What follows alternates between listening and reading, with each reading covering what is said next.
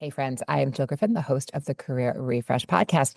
This is the place where we talk about keeping your career fresh, which is everything from leadership to team dynamics to understanding how to navigate challenge in the workplace. And that's what we're talking about today.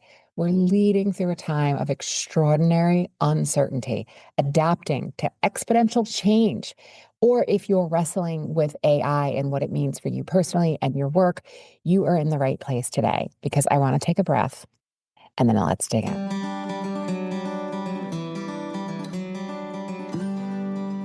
All right. I want to offer something very simple and very real.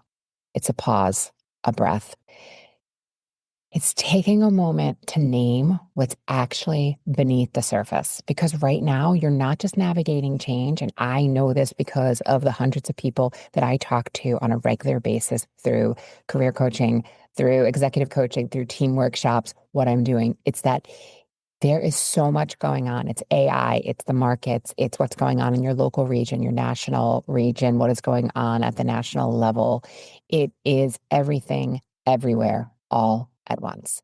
And you are leading and working through transformation. And let's call it what it is. You are working and leading through transformation without a clear playbook and without having a path charted. There is this, we're charting new paths right now.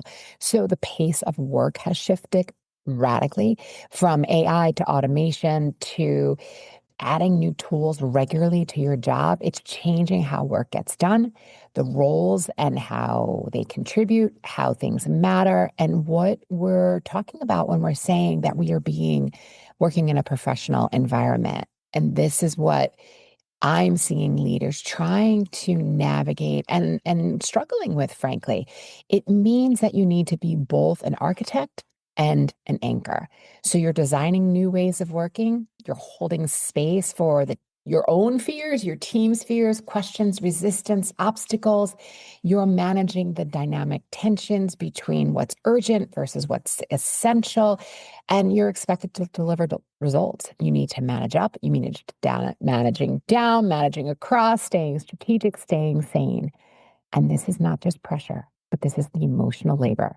It is making sure that you have that resilience. And I can't stress this part enough, that the emotional toll of helping teams and clients shift while you yourself are still shifting is real. So you might be asking yourself 100 times a day, or at least when you reflect at the end of the day, what happens to the value I create if all of my skills that I've spent 10 or 20 years building are now being automated?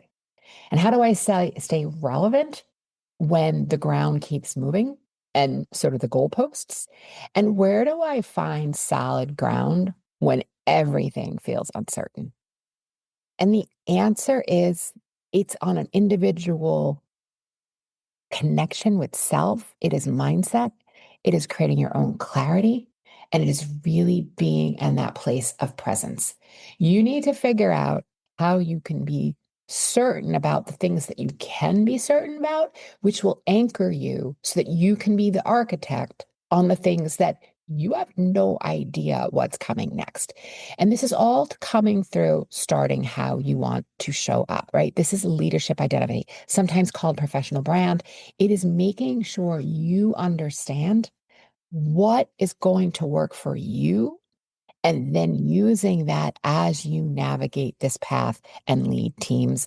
This is the kind of reinvention that is not just about upskilling, because there is definitely upskilling. I am talking to my engineering clients who haven't coded in a while because they're leading teams that are getting back into engineering to making sure that they understand what teams are going to so they can give direction. This is about evolving your identity. And you need to stay in the now. You need to look ahead. You need to look around. You need to look up. You need to question your own long-held beliefs. Those are your organization, and thinking about how success is built. So I'm framing this to you because I want to have a conversation that this is real. I'm not here today to tell you I have answers. What I am here today to tell you is that I have a path forward through creating some certainty and mindfulness yourself. And this is about, what does it mean to lead now? You get to choose what that means for you. What does it mean to be in a professional role when work, roles, relevance are being rewritten in real time. But I want you to remember that the pause or the relief happens after the fog, after the discomfort, and after answering the various questions that are in you. So yes, again, I'm acknowledging you are in it. I am in it. I am also figuring out how to continue to lead clients through this level of continue and vast uncertainty. So I want you to give yourself some space, and I want you to start here with reflecting. What am I pretending not to feel in this massive transition? What do I need to do more of, be more of, to lead with clarity for myself and therefore creating clarity for others? Again, that's the anchor and the architect, so that you can move forward right now with the challenges that are on your plate today or this week.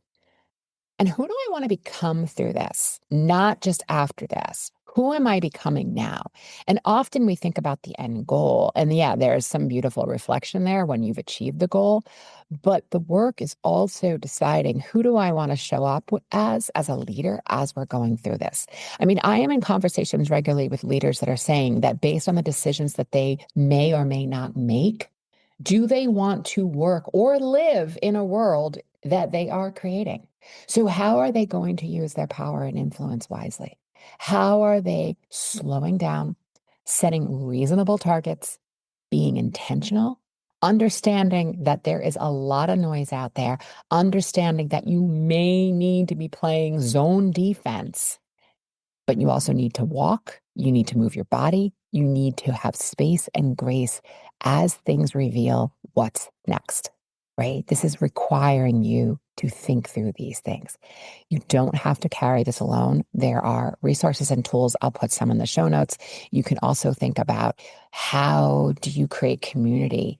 Maybe it's within your work, or maybe it's within your local community, because right now, with so much uncertainty, finding ways that we can go back to the core values of community and collaboration and love and friendship and really helping out other people, and ways to do that will remind us to create the world that we want to live in. It's showing up and making sure that you're showing up for yourself first, that old put the oxygen mask on yourself first, so that you can show up for others. So again, I see you, I get you. It is my mission to serve you and keep leading with attention, even when the path is shifting. Be the architect and be the anchor, and balance the now with what's next. You're not behind, you are becoming. Be intentional, and always, always, always, my friends, be kind. All right, friends, as always, you know I love to hear from you. You can email me at hello@jillgriffincoaching.com. I will get your questions answered. If you have topics you want to hear about, also email me and hit me up, and we will get the research. We will get those guests on the show. All right, friends, sending you so much support, and I'll see you next time. I'm Jill Griffin, your host of the Career Refresh Podcast. My mission is to make workplaces more successful for everyone. So if you have ideas for topics or future guests, please email us at hello@jillgriffincoaching.com. Until next time, embrace possibility, be generous, intentional, and kind.